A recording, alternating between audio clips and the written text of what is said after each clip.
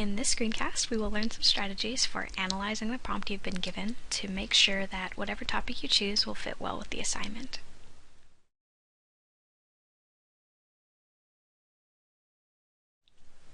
Take a moment to read through this example prompt and find all the verbs in it.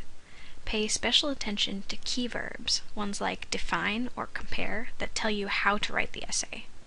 Go ahead and pause this recording while you read through.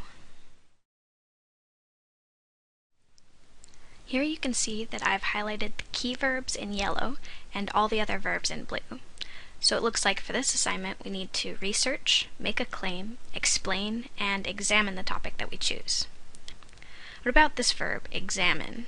It seems like the professor has provided clues in the form of questions to guide our thinking. In those questions is another verb, affect.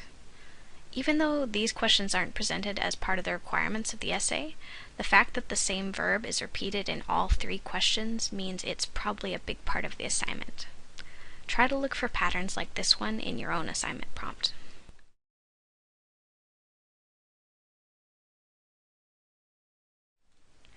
After figuring out what the key verbs mean, you'll want to rewrite the prompt.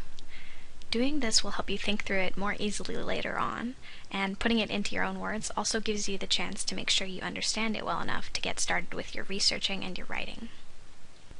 What I like to do is put all the demands of the prompt in a list format so I can see them more easily.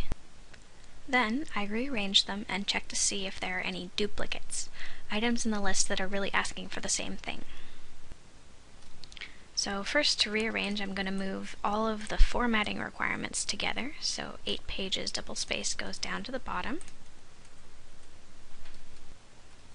And as far as duplicates go, I think that these 3 requirements are really asking for the same thing. So I'm going to rewrite them for myself in a more concise format. You have to be careful about doing this because you don't want to accidentally ignore something that's really important.